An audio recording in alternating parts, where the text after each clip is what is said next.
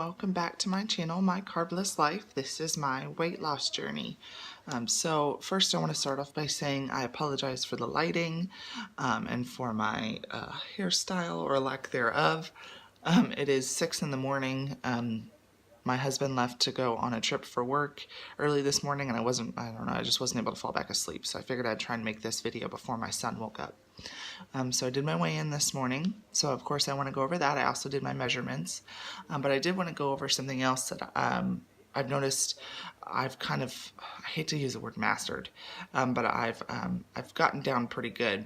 And that is kind of thinking ahead whenever it comes to food and events and parties and stuff like that, to kind of set yourself up for success. So, and what I mean by that is when you know you're going to go to a party or an outing or something with bad food, you plan ahead and you either eat something or bring something with you that you're allowed to eat that's diet friendly or whatever, or you eat ahead of time, or you plan out where you're going to go once you're there, stuff like that. Really, just like I said, set yourself up for success. So a couple of examples I have that I went through is I actually live in Houston, so we have the rodeo. And I went and saw Chris Stapleton last week with my friend, and the rodeo starts at like 6:45, so I don't get off work till 5. I'm not going to take off early for the rodeo. So once I get off work, I had to go home, change, and then we had to leave immediately to go to the concert.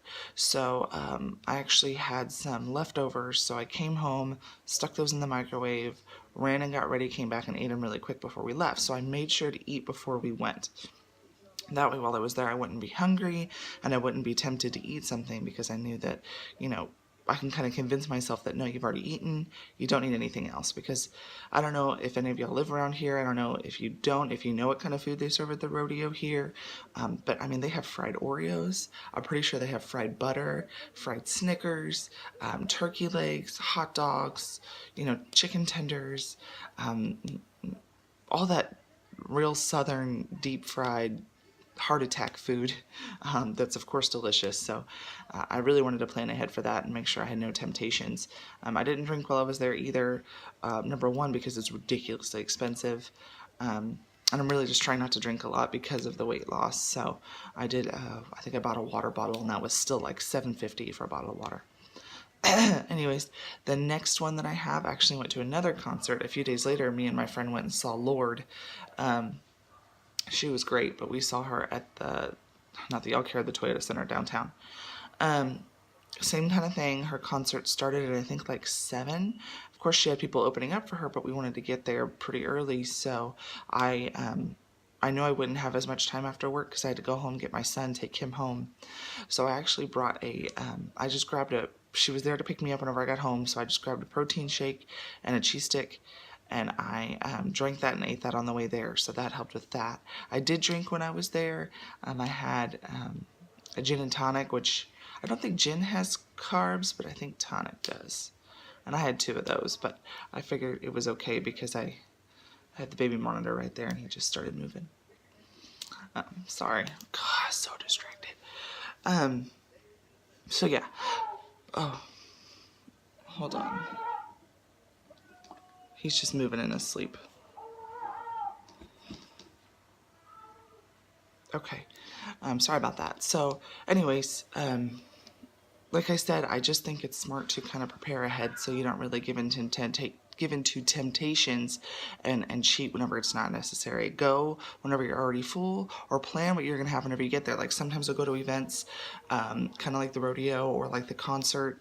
I went to this crawfish bash this weekend, the Big Ass Crawfish Festival, which I think they broke the world record for the amount of crawfish served for the 2nd time in a row.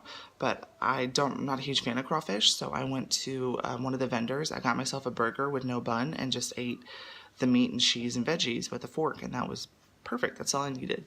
So anyways, just prepare ahead is some advice that I could give you. That seems to really have helped me not cheat on this diet. So anyways, moving on before he's passed out already. So I weighed myself this morning. It was another good week. I actually didn't walk as much as I have been. I only walked Wednesday and Thursday. I could give y'all the excuses as to why I didn't walk. Friday, for example, was awful. I just didn't feel like it, and I couldn't seem to push myself. So I didn't walk Monday, Tuesday, or Friday. On Wednesday, though, I wanted to change it up because I was kind of tired of walking around the parking garage, and I discovered that right behind my work there's a neighborhood, so I was able to walk around that, and that made the time go by a little faster and the miles go by a little faster, so that was cool. Hopefully this week I'll do better as far as working out and walking. Anyways, to my weigh-in results. So this morning when I weighed in, I had lost I'm looking down at my book, I had lost 2.4 pounds. Which is a total weight loss of 26.2 pounds. So I started off this journey at 275. I now weigh 248.8. I'm in the 40s, which is pretty exciting. I was really hoping for that this week. I was really hoping that I would drop below that 250 pound mark. I also did my measurements today because it's been a few weeks since I did that. And for some reason I didn't save my last measurements. So these measurements are compared to the first time I ever measured. So I lost 2 pounds in my chest.